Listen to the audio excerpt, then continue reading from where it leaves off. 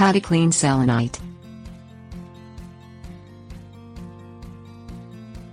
Selenite takes its name from the Greek word for the moon. Also known as moonstone, selenite is a form of gypsum. The stones are commonly clear to translucent but may contain light tints of various colors. Selenite has been found on every continent except Africa and Antarctica. It is most commonly located in the United States and Europe, according to the website Mineral Data. Cleaning selenite samples requires a knowledge of the mineral and some basic materials. Things you'll need: toothbrush, wedge-shaped wood or bamboo tool. Wash the mineral specimen with warm water. Not all materials will wash off with water, but always start with the simplest solutions. Clean the selenite with a soft brush.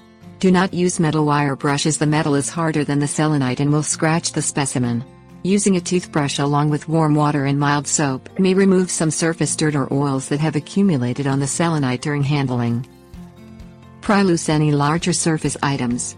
Use a wedge-shaped piece of wood or bamboo to attempt to pry foreign materials from the selenite. Wood and bamboo are softer than the selenite and won't scratch the sample.